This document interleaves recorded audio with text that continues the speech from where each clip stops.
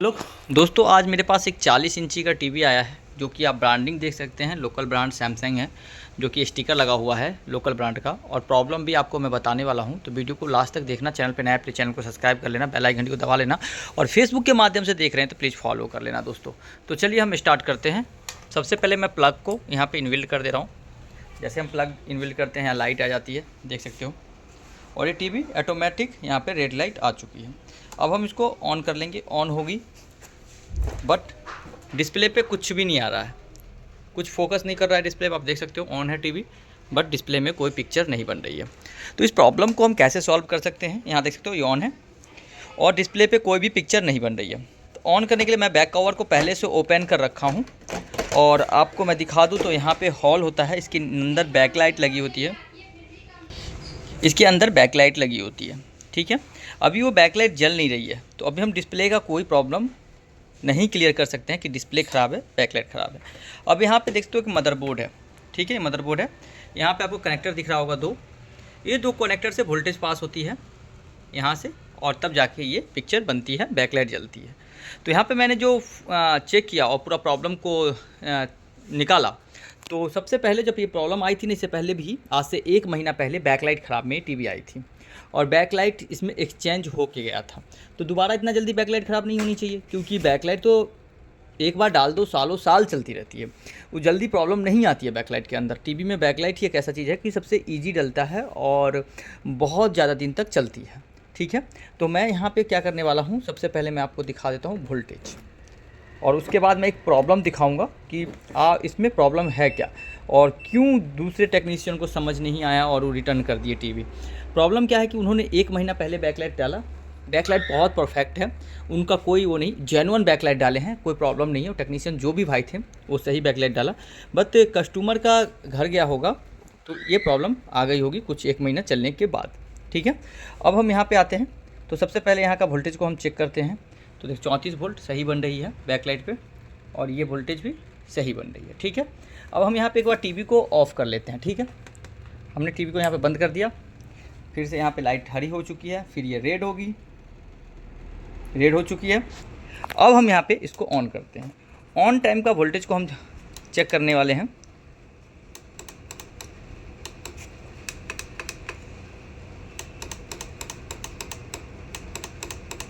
तो ऑन होने में दिक्कत कर रहा है, और पूरा कार्बन साउंड आईसी सबको खा चुका है बोर्ड का। फिर से एक बार ऑफ़ कर लेते हैं, इस लाइट को बंद होने देते हैं, क्योंकि चाइनीज़ कार में थोड़ा सा ये प्रॉब्लम आती है। बंद हो चुकी है, अब हम लाइट दे देते हैं। आ गई लाइट, रेड लाइट जल गई। अब हम इसको ऑन कर लेते हैं, ऑन हो चुकी है, ठीक है। और अब हम ऑन टाइम का जो वोल्टेज चेक करेंगे, वो वोल्टेज देखते हैं कितनी बनती है। स्विचिंग होनी चाहिए यहाँ पे वोल्टेज। तो देखो 35 ही वोल्ट बन रही है, कोई स्विचिंग नहीं हो रही है, घट गई 34 हो गई, ठीक है, स्विचिंग वोल्टेज नहीं बन रही है।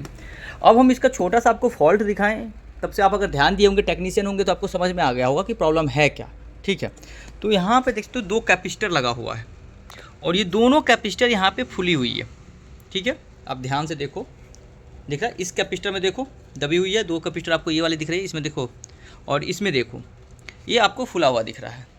अब हम यहाँ पे क्या करेंगे, इस कैपेसिटर को चेंज करेंगे, ठीक है, दोनों कैपेसिटर को हम यहाँ पे एक्सचेंज करेंगे। उसके बाद हम प्रॉब्लम को देखेंगे सॉर्ट आउट होती है या नहीं, या बैकलाइट ख़राब है। तो ये छोटा सा प्रॉब्लम बहुत ज़्यादा प्रॉब्लम क्रिएट कर देता है, बैकलाइट नहीं दिखती है। कस्टमर को क्या लगता है बैकलाइट ख़राब होगी, बट यहाँ पे आप प्रॉब्लम को देखोगे, 2 कैपेसिटर फुला हुआ है, ईजिली ओके हो जाएगा। जिसका भी बेचारे का टीवी है, उन्होंने पहले बैकलाइट ख़राब में दिया और बैकलाइट एक्सचेंज हो गई इसमें, लेकिन ये कैपेसिटर फुल गई बाद में, और ये हैवी वोल्टेज की वजह से फुलती है। जैसे बैकलाइट हल्का सा मिसमैच हो गया या कुछ भी प्रॉब्लम हो गया, तो हैवी वोल्टेज लीकेज हो जाता है, जिसके वजह से एम्पियर और ये लीकेज होने की वजह से फुल जाती है। तो यहाँ पे अभी हम थोड़ा सा हैवी कैपेसिटर लगाएंगे इसमें, जो वैल्यू है वैल्यूएशन से थोड़ा सा ज़्यादा लगाएंगे। अभी हम पहले वैल्यूएशन देख लेते हैं, इसके अंदर वैल्यूएशन है क्या। इसके अंदर जो कैपेसिटर लगा हुआ है 330 MFD 35 वोल्ट का कैपेसिटर इसके अंदर लगा हुआ है। 330 MFD 35 वोल्ट का कैपेसिटर आपको देखने को मिल जाता है। अब हम यहाँ पे दूसरा बोर्ड में देखेंगे कि यही कैपेसिटर हमें कहाँ देखने को मिलता है। तो इस बोर्ड में हम देखते हैं 25 वोल्ट का है, और यहाँ पे है 35 200 वोल्ट, ठीक है। अब हमें 35 वोल्ट का 2 कैपेसिटर ढूंढना है। इसमें एक 35 होगा और एक ज़्यादा वोल्टेज का होना चाहिए। नहीं, दोनों 35 वोल्ट का कैपेसिटर लगा है। और यहाँ पे मैं लगा सकता हूँ 50 वोल्ट तक, 60 वोल्ट तक कैपेसिटर को यूज कर सकता हूँ, कोई दिक्कत नहीं है। तो यहाँ पे मैं आयरन को गर्म में लगा दिया हूँ। देखो तो यहाँ आयरन हीट हो रही है, ठीक है, हीट हो रही है। अब हम इसमें कैपेसिटर एक्सचेंज करते हैं, उसके बाद आपसे मिलते हैं। सेम कैपेसिटर सेम बोर्ड मिल चुका है। अब इस बोर्ड का कंडीशन तो थोड़ा सा ख़राब लग रहा है और सेम वैल्यूएशन का कैपेसिटर मिल चुका है। तो मैं एक कैपेसिटर को निकाल के इसके अंदर लगा दूंगा इस बोर्ड में, ठीक है। इस बोर्ड से निकालूंगा कैपेसिटर और इस बोर्ड में लगाऊंगा। और थोड़ा सा ये दिक्कत हो रही है ना कि मैं सिंगल हूँ, मोबाइल पकड़ने में दिक्कत होता है, जो कैमरा है उसको पकड़ने में दिक्कत हो रही है, जिसकी वजह से मुझे थोड़ा सा कट करना पड़ता है, ठीक है। तो बने रहिएगा हमारे वीडियो में। दोस्तों यहाँ पे मैंने कैपेसिटर को लगा दिया है, देख सकते हो ये लग चुकी है। अब हम इसको यहाँ पे रख के ऑन कर लेते हैं एक बार कि हमारी बैकलाइट जल रही है या नहीं जल रही है, उसको हम चेक कर लेंगे।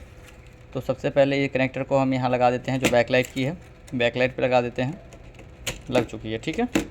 और अगर इसमें हम रॉन्ग कैपेसिटर लगा देना माइनस प्लस में, प्लस माइनस में, तो ये कैपेसिटर ना फट जाएगी, ब्लास्ट ऐसे करेगी जैसे कोई गोली छोड़ा है, वैसे फील करेगा। तो कभी भी देख के रॉन्ग ना लगाएं। अगर कर रहे हैं आप, अगर आप टेक्नीशियन नहीं हैं और कर रहे हैं तो रॉन्ग देख लें, राइट रॉन्ग देख लेना, नहीं तो आपको नुकसान हो जाएगा, आपके शरीर को नुकसान पहुंच सकता है, आपका फेस का नुकसान पहुंच सकता है। क्योंकि आप मुँह लगा कर अगर देखेंगे तो सीधा मुँह आके लगेगा, आपके शकल पे ही लगेगा।